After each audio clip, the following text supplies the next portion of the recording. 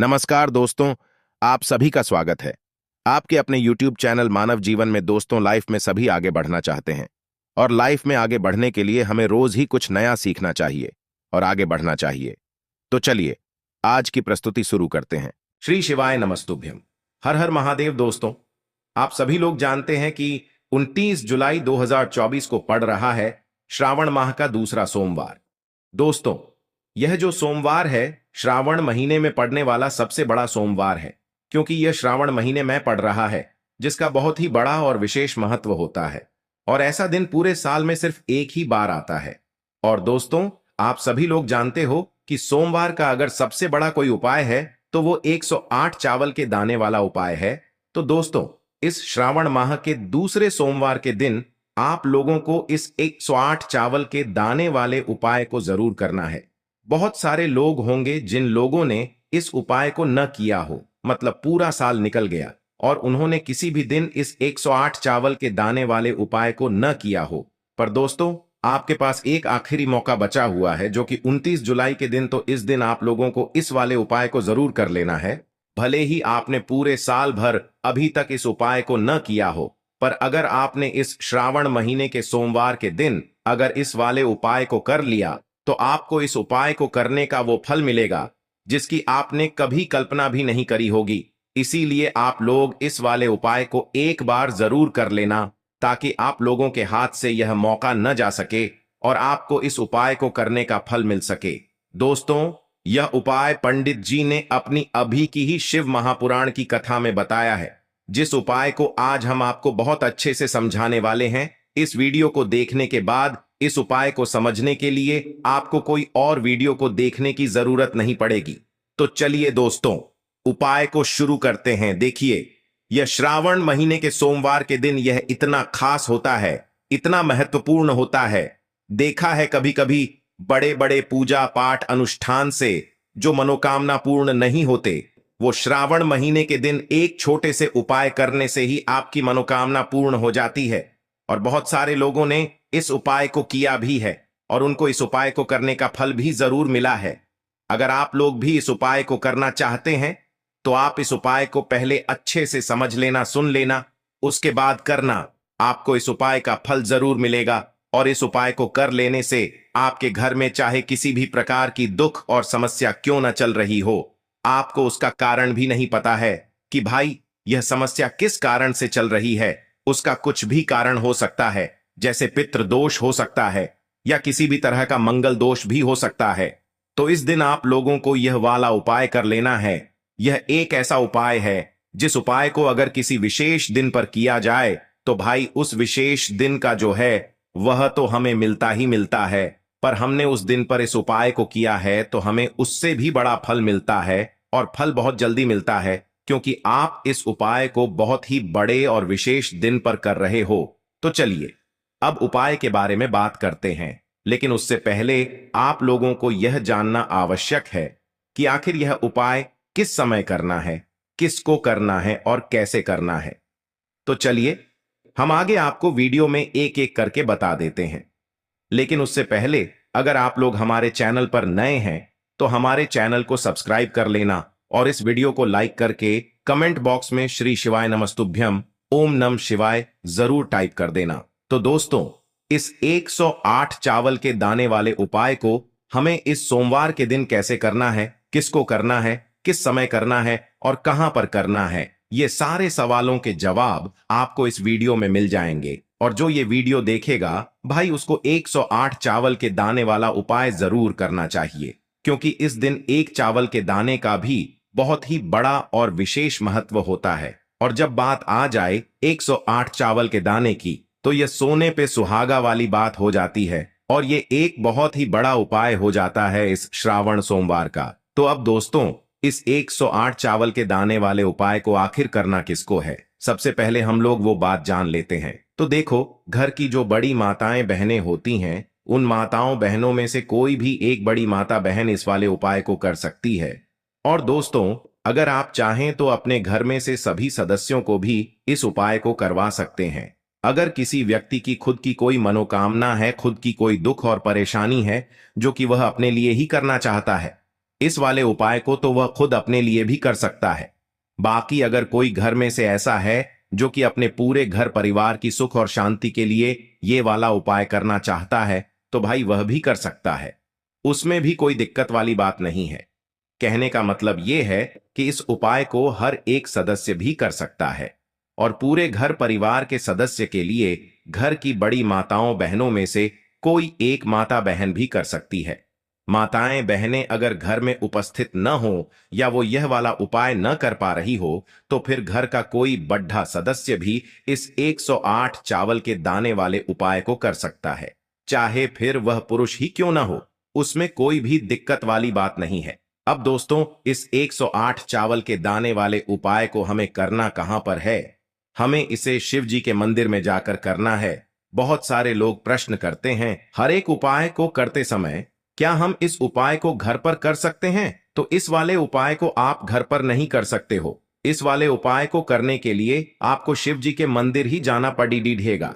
उसके बाद में दोस्तों, जो अगला प्रश्न निकल कर आता है वो यह आता है इस उपाय को लेकर कि आखिर इस उपाय को हमें किस समय करना है, सुबह के समय करना है कि शाम के समय करना है? तो देखो, इस वाले उपाय को आप लोग सुबह के समय भी कर सकते हो और शाम के समय प्रदोष काल में भी कर सकते हो। अब अगर आप पूछो कि भाई सबसे उत्तम समय कौन सा रहेगा इस 108 चावल के दाने वाले उपाय को करने का, तो हम आपसे बस यही कहेंगे कि इस उपाय को आप सुबह के समय करेंगे तो ज्यादा बेहतर होगा। बाकी अगर प्रदोष काल शाम के समय भी करेंगे तो भी अच्छा होगा, उसमें कोई भी दिक्कत वाली बात नहीं है। तो अब दोस्तों, जो अगली सबसे बड़ी और महत्वपूर्ण बात आती है वो यह आती है कि सुबह अगर हम उपाय को करेंगे तो हमें कितने बजे से लेकर कितने बजे तक के बीच में करना है, और शाम के समय प्रदोष काल में करेंगे तो हमें कितने बजे से लेकर कितने बजे के बीच में करना है। तो देखो, सुबह जितनी जल्दी हो सके आप उपाय को करने की कोशिश करना। बाकी अगर किसी कारणवश लेट भी हो जाओ, थोड़ी देर भी हो जाए, तो 10 या 11 बजे तक भी आप उपाय कर लेना, पर 12 बजे से ज्यादा देरी ना हो, ठीक है? इस बात का ध्यान रखना। उसके बाद में दोस्तों, अगर शाम के समय प्रदोष काल की बात करें, प्रदोष काल का जो समय है होता है वो शाम के 6 बजे से शुरू हो जाता है। मतलब शाम के 6 बजे से लेकर 7 बजे के बीच का जो समय होता है, ये समय प्रदोष काल का समय होता है। पर अभी जो मौसम चल रहा है, इस मौसम में जो है शाम बहुत देरी से होती है, तो आप इस उपाय को 7 या 8 बजे के बीच में भी कर सकते हो। मतलब शाम के 6 बजे से रात 8 बजे के बीच में आप कभी भी इस वाले उपाय को कर सकते हो, उसमें कोई भी दिक्कत वाली बात नहीं है। अब दोस्तों, यहां पर इस उपाय को लेकर एक और सबसे बड़ी बात यह निकल कर आती है कि इस 108 चावल के दानों को हमें लेना कहां से होता है, और हमें इस उपाय को करने के साथ में क्या और कुछ भी सामग्री ऐसी होती है जो शिव जी के मंदिर लेकर जानी पड़ती है। तो देखो, यहां पर हम आपको बता दें। सबसे पहले आप लोग यह जान लो कि यह जो 108 चावल के दाने वाला उपाय है, सिर्फ और सिर्फ आप उपाय की सामग्री लेकर कभी भी शिव जी के मंदिर मत जाना, क्योंकि हमें भगवान के सामने यह नहीं दर्शाना है कि अगर हम भगवान शिव जी के मंदिर आए हैं तो अपने फायदे के लिए आए हैं। तो इसलिए जो भी पूजन सामग्री है, उपाय सामग्री है, 108 चावल के दाने, इसके साथ में आपको पूजन सामग्री भी जरूर लेकर जाना है। देखो, अगर सुबह के समय उपाय कर रहे हो तो सीधी सी बात है, 1 लोटा जल तो आप लेकर जाओगे ही जाओगे। वही 1 लोटा जल अगर मिट्टी का जल हो तो बहुत अच्छा रहेगा। मिट्टी का जल कैसे बनाया जाता है, इसके लिए हमने पहले से बहुत सारी वीडियोस बना दी है। आपके पास इस दिन एक आखिरी मौका रहेगा मिट्टी का जल शिव जी पर चढ़ाने का और उपाय को करने का। बहुत बड़ा आपको इस दिन फल मिलेगा। तो इसलिए इस दिन हो सके तो भाई मिट्टी का जल चढ़ाना तो अपने साथ में कम से कम 1 लोटा जल तो आपको लेकर जाना ही जाना है। अगर मिट्टी का जल नहीं है तो घर का जल भी आप इस्तेमाल कर सकते हो। इसके अलावा जो भी पूजन सामग्री है, देखो 108 चावल के दाने ये अलग आपके रहेंगे और जो आपकी पूजन सामग्री रहेगी वो अलग रहेगी। पूजन सामग्री में आप जो भी चीज लेकर जाना चाहे वो लेकर जा सकते हैं, उसमें कोई भी दिक्कत वाली बात नहीं है। वहीं अगर हम बात करें शाम के समय की, तो शाम के समय शिव जी पर जल नहीं चढ़ता है, इसीलिए शाम के समय आप लोग एक दीपक तैयार कर लें जो कि गोलबत्ती का आटे का शुद्ध देसी गाय का घी का होगा, है ना? इस बात का आप लोगों को ध्यान रखना है। और इस दीपक को आपको घर से जलाकर नहीं लेकर जाना है, भगवान शिव जी के मंदिर में जाकर ही जलाना है। इस बात का भी आप लोगों को ध्यान रखना है। अब दोस्तों, यहां पर हमें इस बात को समझना है कि यह 108 चावल के दाने हमें लेना कहां से है।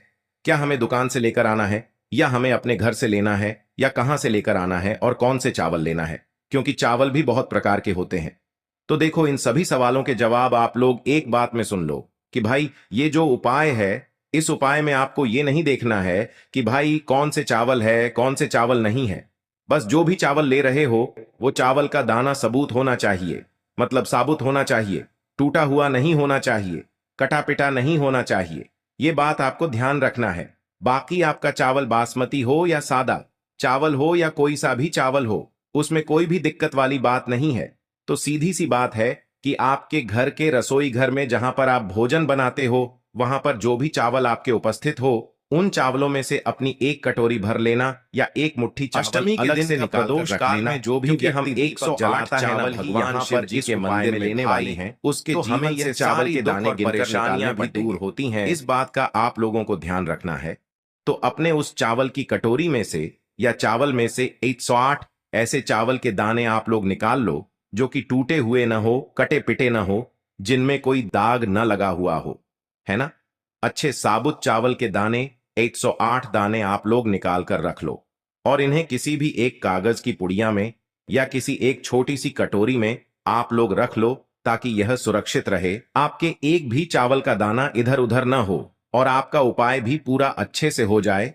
तो भाई जैसे ही आपका उपाय की जो सामग्री है 108 चावल के दाने ये तैयार हो जाते हैं, उसके बाद मैं आपको जो भी अपनी पूजन सामग्री है, सुबह के समय कर रहे हो तो एक लोटा जल या पूजन सामग्री जो लेकर जाना चाहो उसकी भी तैयारी कर लेना, और शाम के समय जा रहे हो तो भाई अपना जो दीपक है उसे तैयार कर लेना, ठीक है।